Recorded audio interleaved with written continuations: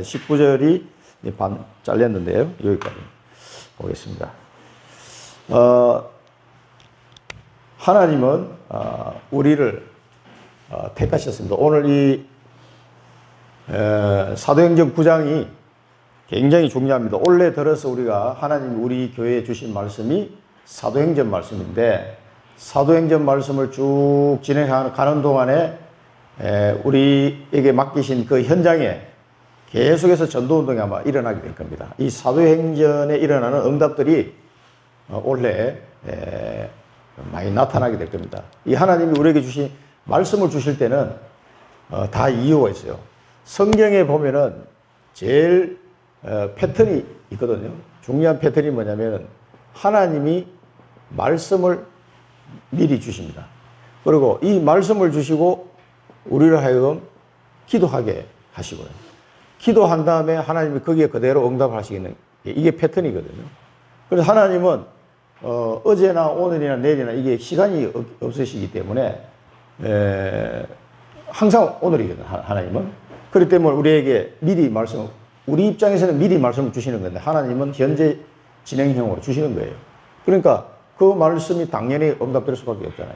그러니까 말씀을 주시고 기도하게 하시고 응답을 하시는 하나님이시죠. 그래서 우리 교회가 처음에 창세기 1년 반 정도 창세기로 한 말씀을 받았고, 그 다음에 로마서와 갈라디아서를 통해서 복음과 구원에 대한 확신을 가지고, 그 다음에 갈라디아서 다음에 우리가 에베소서, 빌립보서, 골로새서 가지고 작년까지 그렇게 끝났죠. 올해 들어오면서 딱 알맞게 이제 사도행전으로 넘어오도록 하나님 하셨어요. 그래서 원래 이제 사도행전적이 그 응답들이 올해 내년에 계속해서 아마 나타나게 될 겁니다. 하나님이 그 말씀을 주신 데는 응답하시겠다는 거예요. 요 패턴을 꼭 기억하시고 오늘 또 본문을 보면서도 또 우리가 다른 성경 구절을 찾아보겠습니다만은 이걸 꼭 기억하셔야 돼요. 그렇다면은 하나님이 오늘 이 제목처럼 하나님이 나를 택하셨는데, 창세전에 하나님이 나를 택하셨단 말이에요. 창세전에 하나님이 나를 택하셨다. 이게 어디 나옵니까? 에베소서 1장 4절에 나오죠. 그래서 하나님이 창세전에 나를 택하셨는데 할 수 없이 그냥 이렇게 택한 게 아니라 하나님이 기쁘신 뜻대로 해요. 하나님이 나를 택하시는데 그냥 택하신 게 아니라 기쁘신 뜻대로 하나님이 나를 택하신 겁니다. 1.5절. 그래서 하나님이 창세전에 나를 택하시면서 너무너무 기뻐하신 그 뜻을 따라 택하셨다 이 말이에요. 그럼 하나님은 창세전이나 오늘이나 동일하시거든요. 하나님은 이게 항상 오늘이시니까 이 기쁘신 뜻대로 지금도 우리를 인도하고 계십니다. 그래서 그러면은 우리를 왜 택하셨냐 이게 우리를 보면은 그리스도 안에서 그 은혜의 풍성함을 따라 그의 피로 속량 죄사함을, 속량 곧 죄사함을 주셨다. 1장 7절 말씀입니다. 그래서 그러신 다음에 그의 뜻의 결정대로 행하시는 이의 계획을 따라, 하나님의 계획을 따라, 그 뜻의 결정대로 행하시는 그 하나님의 계획을 따라.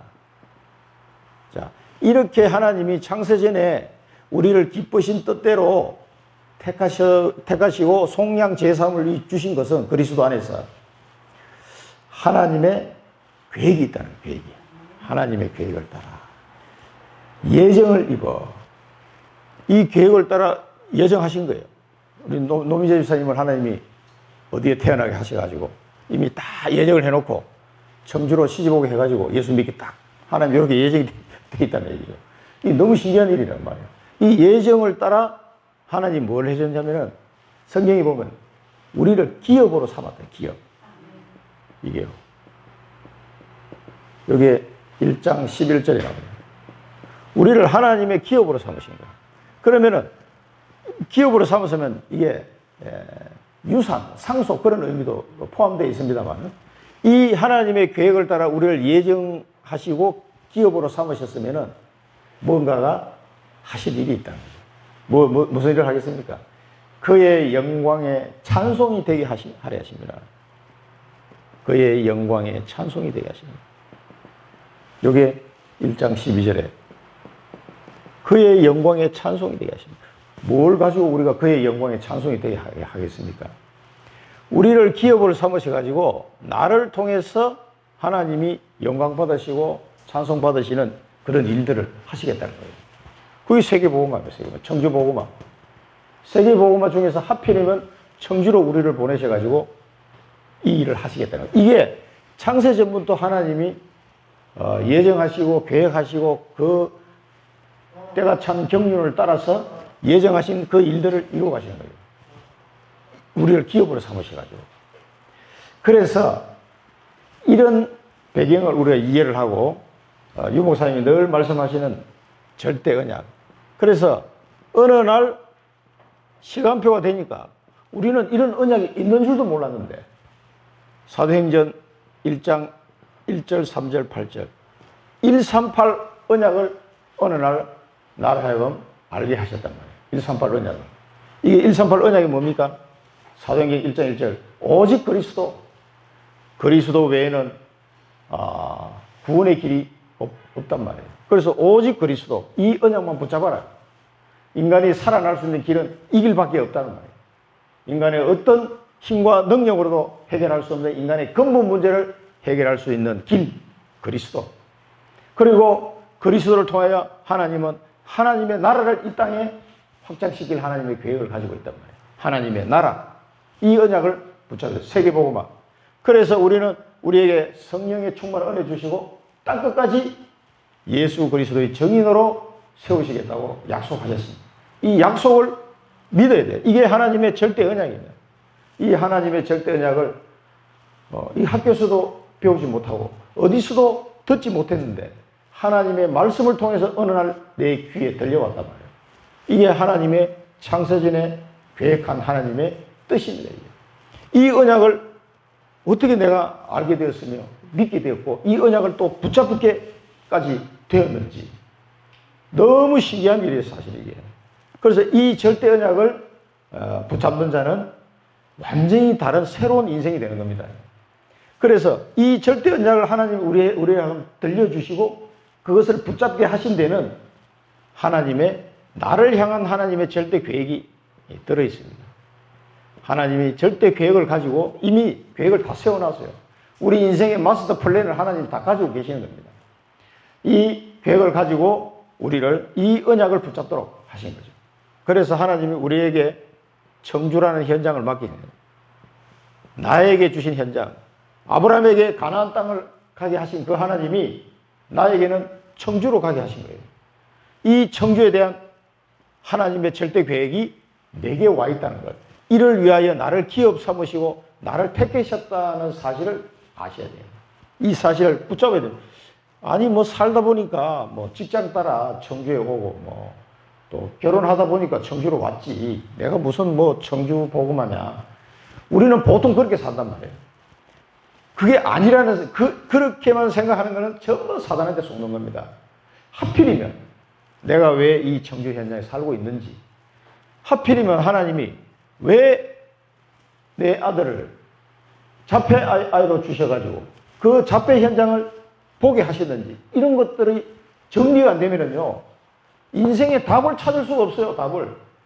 돈 가지고 안 되고 명예 가지고 안 되고 성공해도 안 되는 게 인생인데 하나님은 우리에게 절대 언약을 주시고 하나님이 기뻐하시는 절대 계획을 이루도록 하나님은 준비하시고요. 이 언약을 붙잡고 절대 계획을 향하여 기도하는 사람에게는 이 말씀이요 팍팍 꽂힙니다. 이 말씀이. 그래서 지금 오늘 이 말씀을 내게 주시는구나. 이게 정리가 돼요. 정리가. 이게 정리가 안 되면은 이리 갈까 저리 갈까 인생 계속 방황합니다. 사업이 망해서 왜 망했는지도 모르고 문제가 와도 왜 문제가 왔는지도 몰라요. 자, 그러면 절대 언약과 절대 계획 속으로 우리를 인도하시는데 우리 사람은 시간이 필요해요. 시간이. 하나님은 시간이 필요가 없습니다. 어제나 오늘이나 내일이나 동일하시기 때문에. 그러나 우리에게는 이 시간이 필요합니다. 그래서 하나님은 절대 시간표를 따라서 하나씩 우리를 인도하고 계시는 거예요. 절대 시간표. 반드시 성취될 수밖에 없는 걸음으로 우리를 지금도 인도하고 계십니다. 그래서 오늘 예배 드리는 이 시간표도 이 계획 속에 들어있는 시간표예요. 내가 어느 직장을 가는 그 시간표도 이 계획 속에 들어있는 시간표입니다. 하나님의 시간표, 이 절대 시간표를 따라가는 사람은 낙심할 이유도 없고 교만할 이유도 없는 거예요. 계속해서 그 하나님의 시간표를 따라서 한 걸음씩 가는 겁니다. 이게 언약의 여정입니다. 언약의 여정. 이 언약의 여정을 가는 사람은 행복하죠. 이 언약의 여정을 가는 사람은 절대 힘 빠지지 않습니다. 그래서 그런데 우리가 현실을 보거나 나를 보면은 절대 불가능해요. 그러면 이 하나님의 계획을 이룰 그 생각을 가지고 나를 보고 내 현실을 보면은 절대 불가능해요. 이 절대 불가능한 사실이 뭔지를 깨달아야 돼요. 아, 이게 내 힘으로는 절대 안 되는 거구나. 이걸 반드시 발견해야 됩니다. 절대 불가능하다. 나를 쳐다봐도 이거는 안 되는 일이고, 내 현실을 봐도 이거는 불가능한 일. 그런데 이 절대 불가능이 절대 가능으로 바뀔 수 있는 방법이 딱 하나 있는 거예요. 그게 뭡니까? 절대 불가능한데 절대 가능한 걸로 바뀌기 위해서는 하나님의 언약을 붙잡는 방법이에요. 하나님이 내게 주신 이 언약을 믿음으로 딱 붙잡는 거예요. 그 믿음으로 붙잡았다는 얘기는 뭐냐면은 언약을 붙잡고 그 사람이 기도가 시작이 됩니다. 기도가. 하나님의 언약이 이루어지기를 기도하기 시작하는 거예요. 왜? 믿어지니까. 기도하기 시작합니다. 기도. 이게 그렇게 될 때 이 하나님의 계획은 절대 가능한 상태로 바뀌어버리는 거예요. 절대 불가능한데 나를 봐도 불가능하고 내 현실을 봐도 불가능한데 절대 가능한 언약으로 이 언약을 통해서 절대 가능하게 바뀌는 거죠. 그래서 아무도 갈 수 없는 노웨이 현장에 내가 갈 수 있는 거예요. 내가 무슨 힘으로 이 길을 가겠습니까? 아무도 몰라. 아무도 갈 수 없는 그 길로 내가 가게 되는 거예요. 그러면은 이 나라는 한 사람을 택해서 하나님이 아무도 갈 수 없는 길을 가게 하신 다음에 하나님은 에브리웨이, 모든 사람을 살릴 수 있는 길로 바뀌게 되는 거예요. 모든 사람을 살리는 길이 되는 거예요.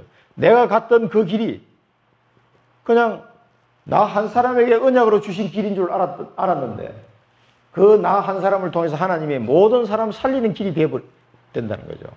이게 하나님의 영광의 찬송을 하나님께 드리도록 하기 위해서 우리를 기업으로 택하신 그 계획이 이겁니다. 이게 나를 한 사람을 통해서 모든 사람을 살리는 그 길을 열기 위해서 하나님이 나를 택하시고 부르신 거예요.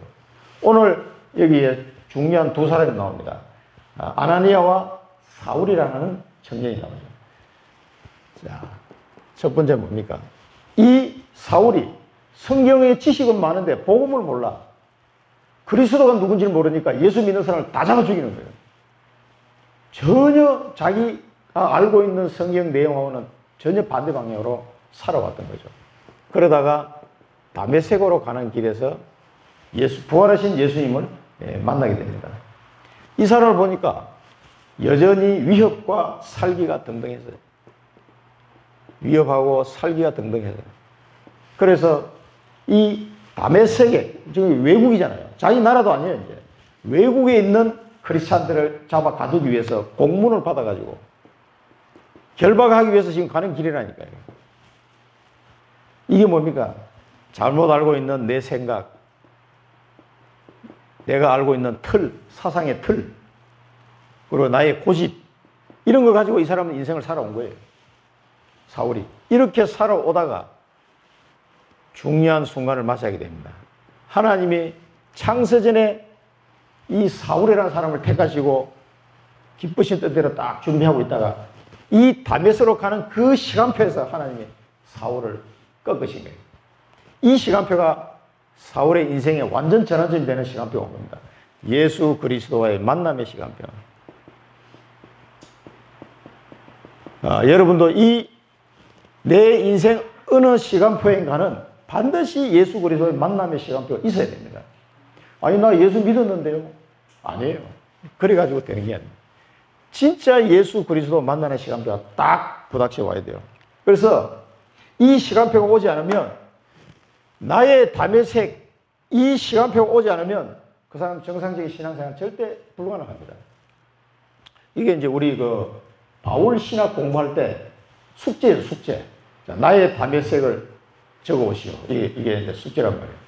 그리고 가만히 생각하니까 이게 나의 담의색이 한 번 올 수도 있고, 두 번 올 수도 있고, 세 번 올 수도 있어요. 그게 개인만 틀린데, 그 나의 담의색을 적어서 냈죠. 근데 그 이길건 교수님이 그 우리 숙제 낸 걸 보면서, 야, 이 사람의 이런 시간도 있었구나. 전혀 자기가 보통 학생들이 볼 때 하고는 다른 그 사람의 걸어온 시간표들을 보니까, 야, 이거 책을 한 건 내도 되겠다. 그러시더라고. 그걸 숙제 낸 걸, 리포트 낸 걸 모아가지고. 그만큼 자기가 그 숙제 검사를 하면서 너무 은혜를 받았다 그러시더라고. 그런 사람이 한두 명이 아니에요. 그 신학교 온 학생들이.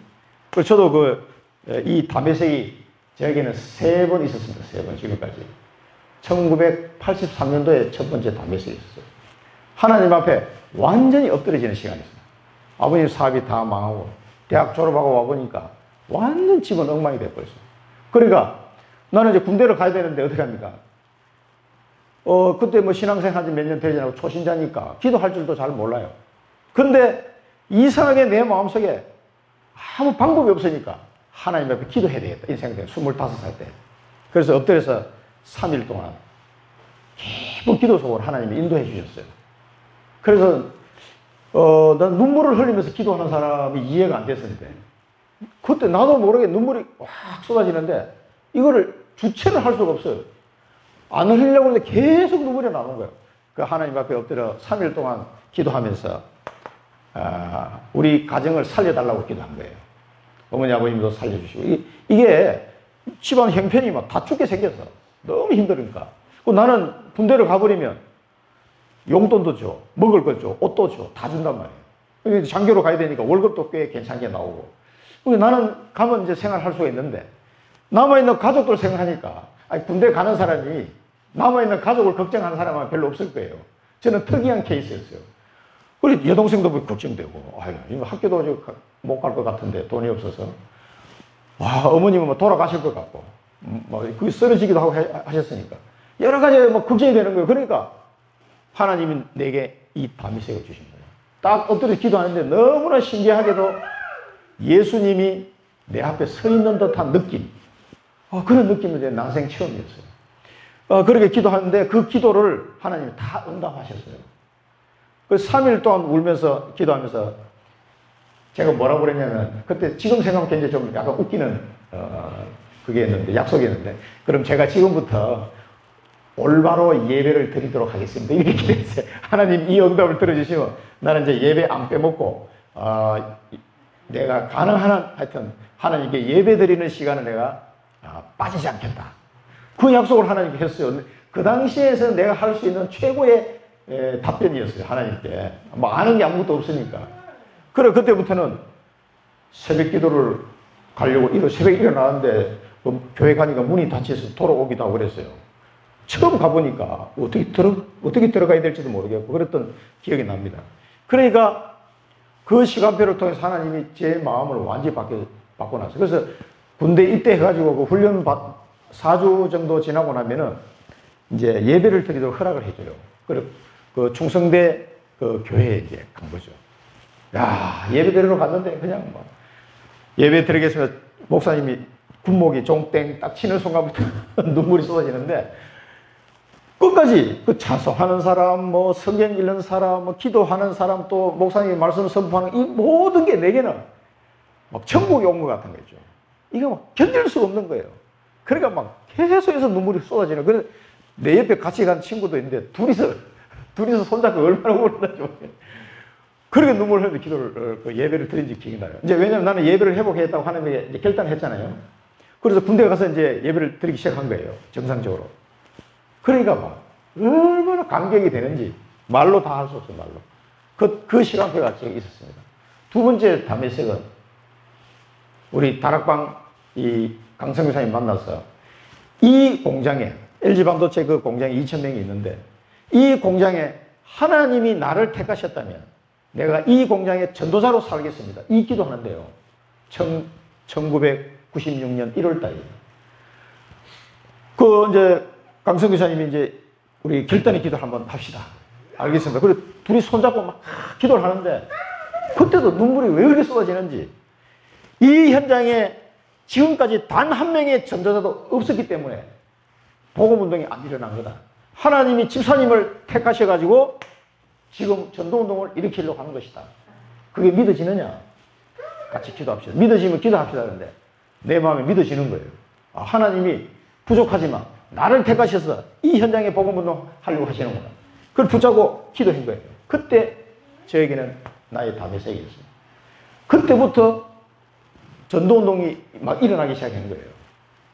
그때 내 다메섹이, 세 번째 다메섹은 2015년 7월달 이후에 온 겁니다. 직장을 은퇴하고 집에 돌아와서 이제 내 미래를 놓고 하나님에게 한 6개월 동안 기도하는 동안, 기도하는 중에 8월 달에 덕평에서 하유 집회가 있었잖아요. 하유 집회에 딱 갔는데 전도 제자 메시지, 첫 메시지 서른 부에서 유 목사님 얘기를 딱 하시더라고요. 목자 없는 양같이 유리방하는 양들이 얼마나 많으냐. 그 성경 말씀을 딱 인용하면서 첫 마디가 딱 그 얘기하는데 청주 현장에 쫙 스치고 지나가는 거예요. 제 마음속에, 야, 이 청주 현장에 목자 없는 양같이 유리방하는 영혼들을 찾아야 되겠구나. 그 양들을 위해서 나는 신학교로 가야 되는 것이다. 그 결단을 했을 때가 8월 달이었어요. 그 뒤에도 마음이 많이 흔들린 적도 있었지만 이제 12월 달에 원서를 했잖아요. 그때 2015년도에 내 세 번째 다메섹입니다. 신학교로 가야 될 결단을 하면서. 그게 저 리포트에 쓴 내용입니다. 그래서 냈는데, 예수 그리스도와 이런 만남이 있어요. 내 인생을 놓고 예수 그리스도와의 만남의 시간도 있어야 된다니까. 물론 구원받는 시간표도 중요합니다만 예수 믿고 난 뒤에도 내 인생이 이 예수 그리스도의 다메섹의 만남 같은 이 만남이 없이는 인생이 안 된 겁니다. 이 사도 바울은 예수 믿는 자를 탄압하던 이 사울이 사도로 바뀌는 시간표란 말이에요. 다메섹에 가까이 이르더니, 그럼 왜 하필이면 다메섹일까? 이 다메섹 현장에 아나니아라는 제자를 준비해놨기 때문에 하나님이 다메섹에서 꺾으신 거예요. 그 다음에 호련이 빛으로 비쳤다 그랬어요. 우리 요한복음 1장에 보면은 빛으로 오신 예수 그리스도, 요한복음 1장 9절 12절 보면은 참 빛 곧 세상에 와서 각 사람에게 비추는 빛이 있었나니 그가 세상에 계셨으면 세상은 그로 말미암아 지은 바 되었으되 세상이 그를 알지 못하였고 자기 땅에 오매 자기 백성이 영접하지 아니하였으나 영접하는 자 곧 그 이름을 믿는 자들에게는 하나님의 자녀가 되는 권세를 주셨으니, 이 빛으로 오신 그리스도가 그날 다메섹 도성에서 사울에게 확 빛으로 비치신 거예요. 사울아, 네가 어찌하여 나를 박해하느냐? 갑자기 뜬금없이 네가 왜 나를 박해하느냐? 사울은 본 적도 없는 그 예수님이 사울에게 이야기합니다. 주여 누구시니까? 네가 박해하는 예수다. 이 한마디에 사울이라는 청년은 완전히 무너지게 된 겁니다. 인생이 바뀌는 한마디예요. 네가 박해하는 예수라. 이 말에 다 무너졌거든요. 우리 인생에는 반드시 하나님이 부르심과 인생의 전환점이 있습니다. 하나님은 나를 부르셔서 내 인생에, 나는 내 생각대로 살아가는 것 같지만 어느 시간표인가는 하나님 나를 부르시는 시간표가 있어요. 그게 내 인생의 전환점입니다. 내 마음대로 살 것 같습니까? 아닙니다. 절대로 안 됩니다. 우리 아버님도 과거에는 자기 실력과 내 주먹을 믿어라, 뭐 이런 스타일이에요. 성격도 아주 강하시고. 그런데 어느 날 시간표가 되니까 하나님 부르시는 거예요. 그러니까 그 강하시던 분이 나도 예수 믿어야 되겠다. 그 사업 다 망하고 난 뒤에 돈이 하나도 없으니까 이제 이게 내 마음대로 인생이 되는 게 아니구나. 내가 아무리 노력하고 애를 써도 안 되는 건 안 되는구나. 그 인생의 벽 앞에서 완전히 무너지십니다. 그러다면 나를 부르셔서 나도 교회를 갈 수 있겠느냐 이렇게 물어보시더라고요. 그래서 내가 모시고 나온 거예요. 지금까지 신앙생활 잘 하시고 지금 아들을 위해서 얼마나 기도하고 계신지 몰라요. 그렇게 이제 바뀌었는데 이 사울이라는 사람이 완전히 박해하던 사람, 탄압하던 사람, 사람을 죽이던 사람이라는 사람.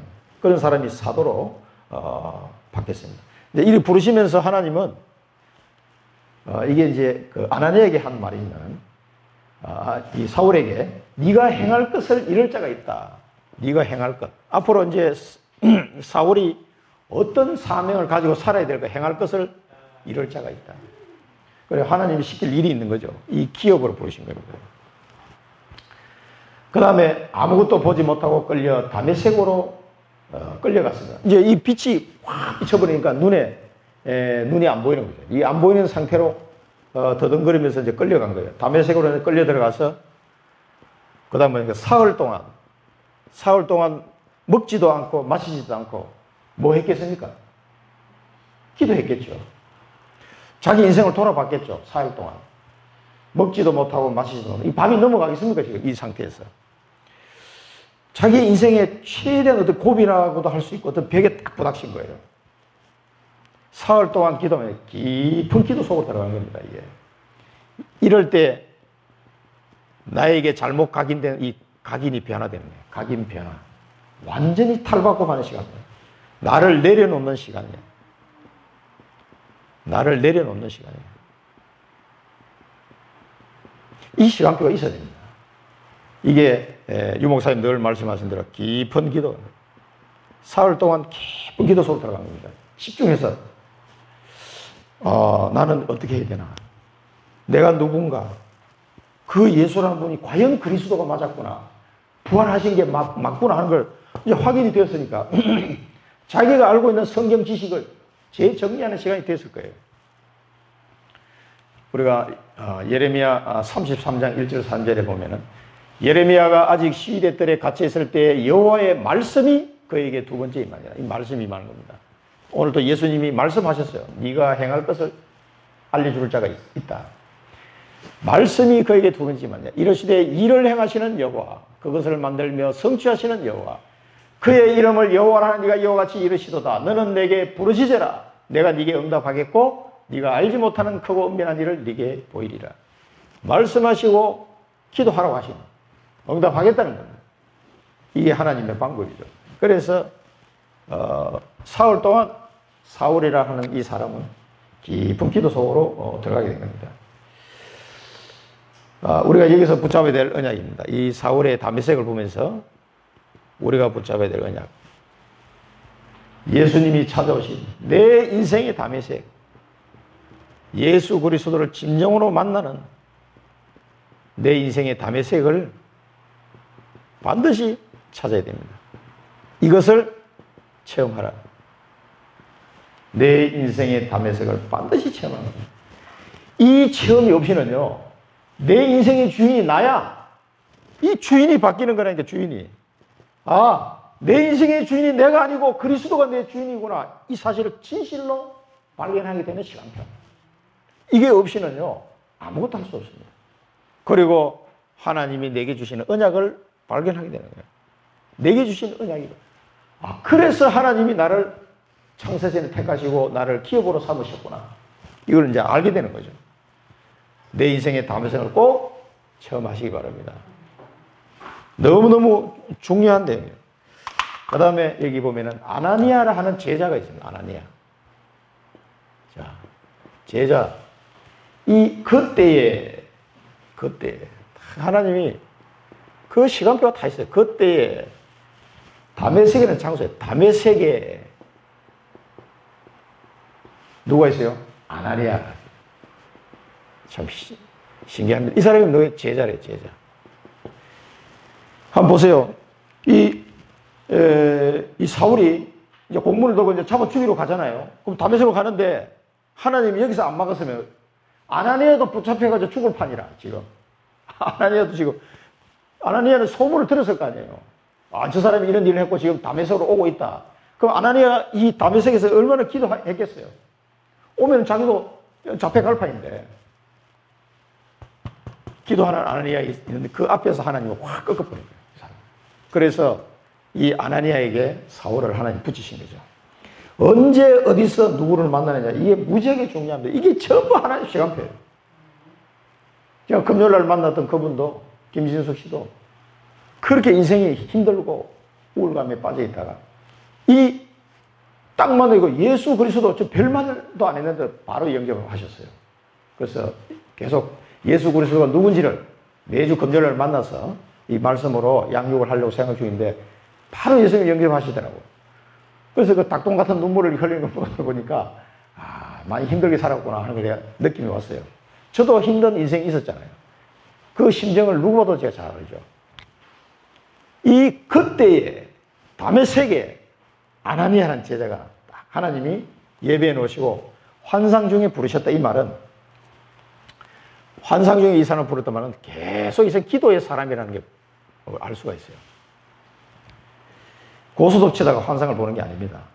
기도하는 중에 순교의 각오로 이 사람이 기도하고 있는 거예요. 지금 다메섹에서 사울은 잡으러 오고 있는데 순교의 각오로 기도하는 겁니다. 하나님, 이 일을 어떻게 하면 좋겠습니까? 자기뿐만 아니라 그 다메섹에 있는 예수 믿는 모든 사람이 다 이제 당할 판인데 얼마나 기도했겠어요, 이 사람이. 그 기도하고 있는 아나니아에게 하나님이 환상으로 계시를 보여주신 겁니다. 이 아나니아라는 이름 뜻은 시온이라는 시온. 이 시온이라는 것은 이스라엘을 의미하는 거예요. 이스라엘 백성, 이 언약의 약속의 백성, 이런 의미가 있습니다. 시온. 그 아나니아라는 뜻이 시온이라는 뜻이고요. 사도행전 22장 12절에 보면은 율법에 따라 경건한 사람이라고 사도 바울이 소개를 하고 있어요. 자기가 변론할 때 이 아나니아 이름을 거론합니다. 그 많은 사람들 앞에서 율법에 따라 이 바울이 한 말이에요. 율법에 따라 경건한 사람으로 거기 사는 모든 유대인들에게 칭찬을 듣는 아나니아 하는 이 사람을 내가 만나서 얘기를 들었다 이 말이에요. 그 얘기는 이제 법정에서 이제 이거 변론하면서 한 얘기인데, 이 사람이 얼마나 율법도 잘 지켰는지 유대인들마저도 굉장히 칭찬할 정도로 복음의 사람인데도 율법도 굉장히 잘 지켰다는 얘기예요. 율법과 복음의 환상적인 그런 제자였던 것 같아요. 이 바울이 얘기하는 것 봐서는 이런 사람이었습니다. 그런데 여기 보면 이제 이 환상을 통해서 계시를 받았는데, 현재는 사실은 우리가 참고로 좀 할 거는요. 현재는 하나님이 어떻게 계시를 합니까? 지금도 그런 환상으로 계시를 합니까? 할 수도 있습니다. 그러나 지금은 성경 말씀을 통해서 계시를 합니다. 왜냐하면 성경이 완성되었기 때문에. 요한계시록까지 이때는 아나니아가 살던 시대는 아직 성경이 완성이 안 됐어요. 그래서 하나님이 환상으로 계시를 보여주셨는데 지금은 성경 말씀으로 모든 계시를 다 하십니다. 근데 환상으로 그러면 계시가 없습니까? 있습니다. 지금도. 있으나 지금도 환상이나 꿈이나 이런 걸로 계시할 수도 있어요. 특별한 경우에. 그것도 성경의 말씀의 범위 안에서 계시를 하십니다. 그 기억하셔야 돼요. 성경 말씀의 범위를 벗어난 어떤 환상이나 계시를 꿈을 꿨다, 환상을 봤다라고 얘기하는 사람 다 가짜입니다. 그렇게 할 수도 있지만 성경을 볼 수 없는 입장에 처한 사람들, 이런 사람들인 경우는 꿈으로 계시를 줄 수도 있어요. 환상으로 보여줄 수도 있어요. 지금도. 그러나 대부분은 성경 말씀을 듣게 하셔가지고 이 성경에 나오는 계시를 따라서 움직이도록 하나님은 역사하고 계십니다. 환상을 보여줘도 성경의 범위를 벗어나지 않는다는 거 꼭 기억하셔야 됩니다. 그래서 이 사람이 무슨 환상을 봤다고 얘기할 때는 성경 말씀하고 맞는지를 비춰봐야 돼요. 이 사람이 이 사단에게 쏟고 있구나. 거짓 계시. 이거 이제 구분할 줄 알아야 됩니다. 이 정도는. 이 상식적이네요. 그걸 이제 알고, 상식으로 좀 알고 지나가면 좋겠고요. 그 다음에 이제 주께서 이러시되. 이 사람에게 이제 말씀을 주십니다. 주께서 이러시되. 환상 중에 오셔가지고 주님이 말씀해 주셨습니다. 그러니까 이 아나니아가 평소에 기도를 통해서 하나님과 얼마나 이게 영적 소통이 잘 되고 있는 사람인지를 알 수가 있어요. 굉장히 이게 소통이. 그러니까 이 영안이 열린 거지. 그래서 주님이 말씀하셨습니다. 아주 구체적으로 집가라 하는 거리에 유다의 집이 있다. 거기에 다소 사람 사울이 지금 와 있는데 기도하는 중이다. 그 사람이 아나니아라는 사람이 와서 자기한테 안수받고 자기가 보게 될 것을 보았느니라고 말씀하신 거예요. 그래 아주 구체적으로 어디를 가서 누구를 만나고 어떻게 할 것을 아나니아에게 하나님 일러주신 겁니다. 이 하나님의 말씀을 따라서 인도받아요. 그래서 제자가 하나님은 제자를 통해서 제자를 세워나갑니다. 내가 제자가, 그리스도의 제자가 안 돼 있으면요, 제자가 안 붙어요. 이 사실 꼭 여러분 기억하셔야 됩니다. 그리스도의 제자, 내가 먼저 제자가 될 때 하나님이 숨겨놓은 제자를 붙인다는 거예요. 그래서, 그러면 우리가 여기서 참고로 그리스도의 제자는 도대체 누구냐? 성경 말씀을 찾아보면요, 마태복음 16장 16절에 주는 그리스도시요 살아계신 하나님의 아들이십니다. 예수가 그리스도라는 사실을 알고 믿는 자, 이 사람이 제자입니다. 두 번째, 마태복음 16장 24절에 뭡니까? 나를 따라오려거든 자기를 부인하고 자기 십자가를 지고 나를 따라오는 자, 그 사람이 제자다 그랬어요. 자기 십자가를 지고 따라오는 사람. 요 십자가가 뭐냐면 하나님이 내게 주신 천명이에요. 천명. 아이고 하나님 그건 너무 힘든 일인데요. 아니에요. 이거 하나도 힘든 거 아니에요. 이걸 지고 주님을 따라가는 자가 제자다. 그 다음에 성경 구절을 보면은요, 마태복음 28장 19절에서 20절 뭡니까? 모든 민족을 제자 삼는 자. 세계복음화. 모든 민족을 제자 삼는 자. 이게 제자예요. 그래서 우리는 237 나라에, 전 나라에 복음을 전거할 마음의 각오를 딱 하고 있어야 돼요. 모든 민족을 제자 삼아라. 이 제자에게 주신 말씀이에요. 무리들은 이 말씀 들어도 뭔 말인지 몰라요. 그 다음에 마가복음에 보면은 우리가 잘 아는 3장 13절에서 15절. 그 제자들을 택하신 자를 부르시네. 12제자 부르시면서 그들과 함께 하기 위함이요. 제자는 주님이 늘 함께 하십니다. 그 다음에 전도도 하며 귀신을 내어 쫓는 권능을 주려 하심이라. 그래서 이 제자들은 늘 그리스도와 함께 임마누엘을 누리셔야 돼요. 그게 제자입니다. 그리고 전도가 삶 속에서 되어지고 있어야 돼요. 제자. 귀신을 내어 쫓는 권능을 받은 사람. 이 사람이 제자입니다. 마지막으로 다섯 번째로 보면은 요한복음 15장 8절에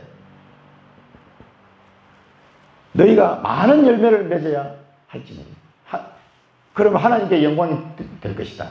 그러면 너희가 내 제자가 되리라. 그래서 많은 열매를 맺는 사람. 많은 열매. 이 사람이 예수님이 제자. 이게 이제 성경 말씀을 통해서 우리가 찾은 내용인데, 뭐 이거 외에도 다른 내용도 있겠습니다만은, 이 내용을 참고를 하시면 좋겠습니다. 그 다음에 아나니아가 대답하되, 아나니아가 아니 주님 보니까 소문을 들어보니까 이 사람은 여러 사람한테 내가 들었는데 성도에게 해를 끼치는 사람이라 앞뒤에 내가 들었습니다. 이러고 이제 예수님께 대답을 한 거예요. 이 대답을 한 거는 불신앙 때문에 대답한 게 아니고 주님의 뜻이 어디에 있는지를 확인하기 위해서 대답한 거예요. 주님의 뜻이 어디 있는지. 그러면 이런 악한 인간에게 왜 나를 가게 하실까? 이게 얼마나 이상하잖아요. 그 주님의 뜻을 알기 위해서 질문한 겁니다. 불신앙해서 질문한 게 아니고.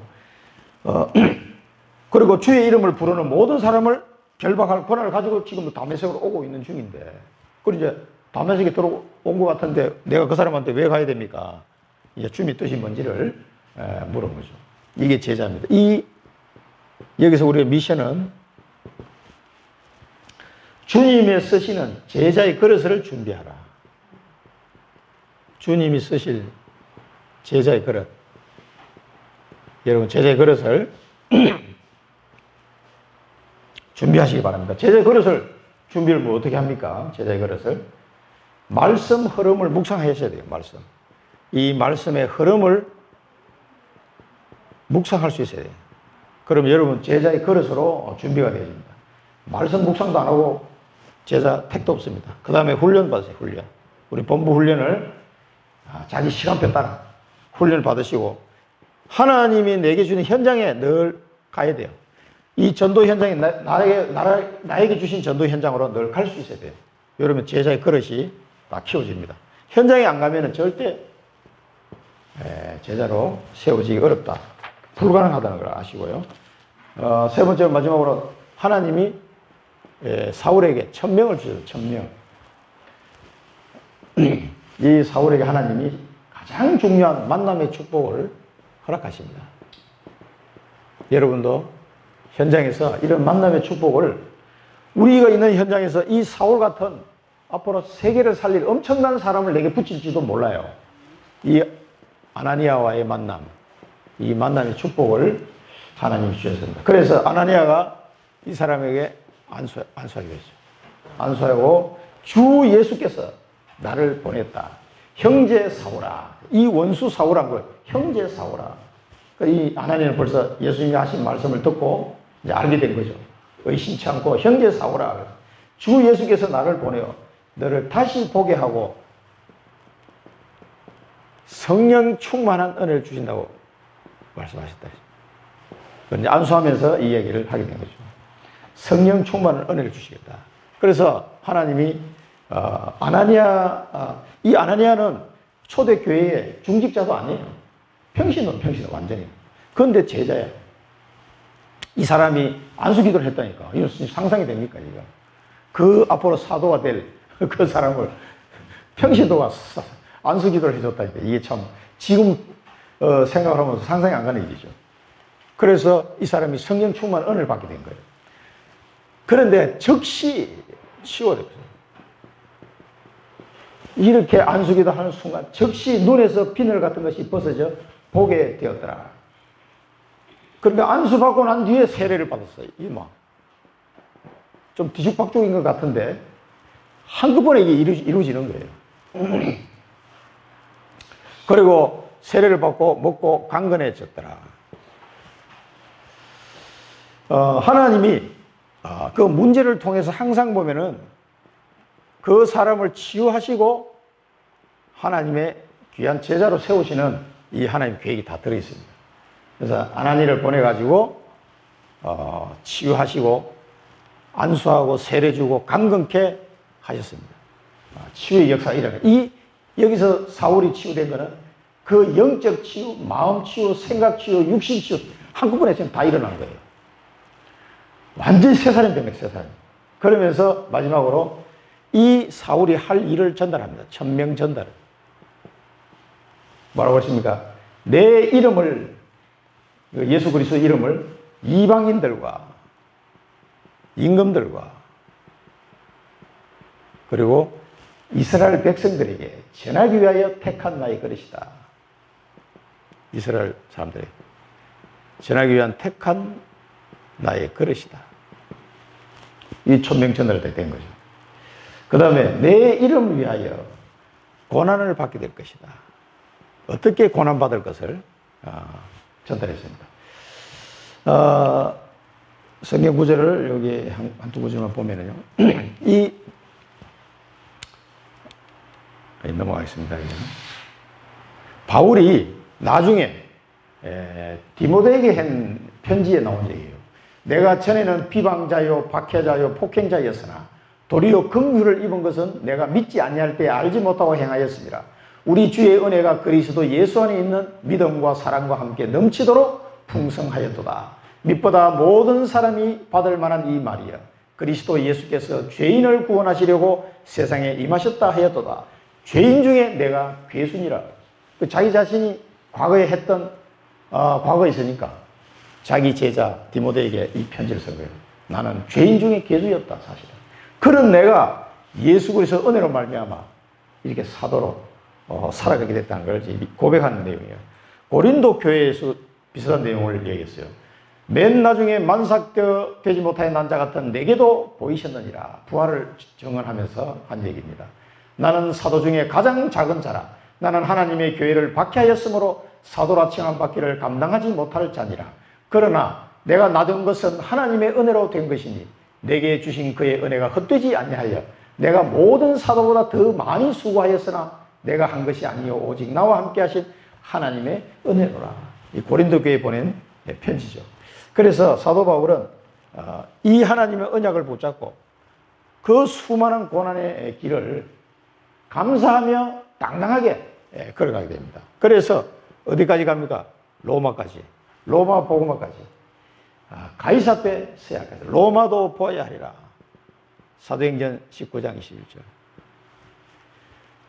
네가 이 예루살렘에서 나를 증언한 것 같이 로마에서도 증언하여야 하리라. 바울아 두려워하지 말라. 네가 가이사 앞에 서야 할 것이다. 이 언약을 붙잡고 로마까지, 그 로마에 가서 순교하는 이 선교 여행을 20년간 하게 됩니다. 이 바울이 이 천명을 전달받고 난 이후에 14년 이후에 사도로서 직분을 시작합니다. 14년 동안 또 깊은 기도 속으로, 훈련 속으로 들어갑니다. 이 사울이 14년이라는 과정을 거친 다음에 사도의 직분을 감당한 거예요. 그리고 20년을 선교사로 활약을 하게 되죠. 그러니까 이 언약을 받고 난 뒤에도 14년의 세월이, 준비하는 시간이 14년이 걸렸다니까. 이 갈라디아서 보면 나오죠. 본인이 한 얘기를 나옵니다. 그래서 우리가 붙잡아야 될 비전입니다. 비전은 뭡니까? 만남의 축복을 통해 하나님이 우리에게 귀한 만남을 주십니다. 이 만남의 축복을 통해서 복음으로 치유해야 돼요. 복음으로. 그 사람을 복음으로 치유해 줘야 됩니다. 영적 치유, 생각 치유, 마음 치유, 육신 치유, 이 다 참된 치유가 돼야 됩니다. 그 다음에 그러니까 복음으로 하지 않고는 참된 치유가 될 수가 없어요. 영을 살릴 수가 없기 때문에.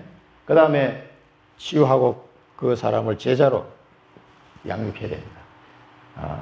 제자에게 천명을 전달하기까지, 너를 하나님이 왜 택했는지 이걸 전달할 수 있도록 만남의 축복을 통해서 복음으로 우리는 치유해주고 그 사람을 제자로 세워서 천명 전달하기까지, 여기까지 도와줘야 됩니다.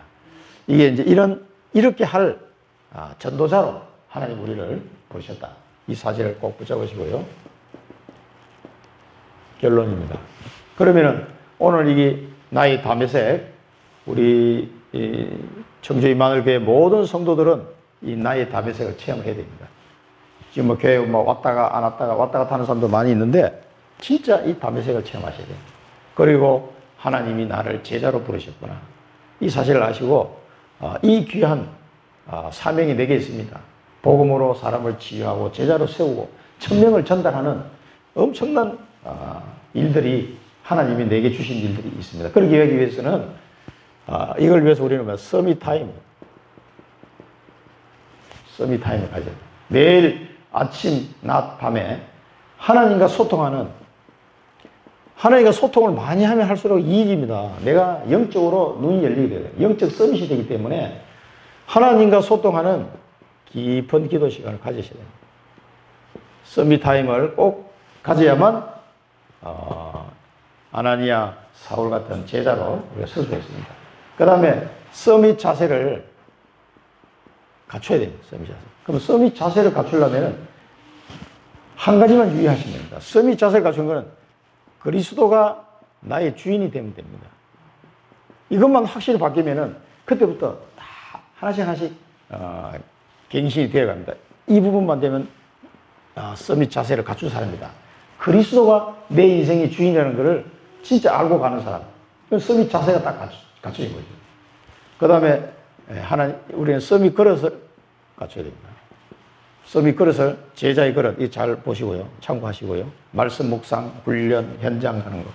이 서밋 그릇을 갖추면 갖출수록 하나님이 응답을 부어주십니다. 그래서 예레미야에게 오늘 아까 예레미야 33장 읽었는데 예레미야에게 주신 말씀처럼 크고 엄밀한 것을 네가 알게 할 것이다.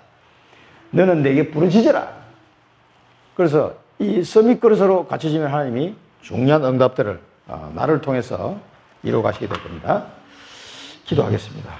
살아계신 하나님 아버지, 은혜를 감사드립니다. 저희들을 부르셔서 하나님이 자녀로 삼아주시고 이제는 중요한 시간표를 맞이하여 나의 다메섹을 체험하게 하시고 그것을 통하여 우리를 제자로 세워가시는 하나님 은혜를 감사드립니다. 우리 청주 임마누엘 교회 모든 성도들이 나의 다메섹을 체험할 수 있도록 성령으로 역사하시고 인도하여 주옵소서.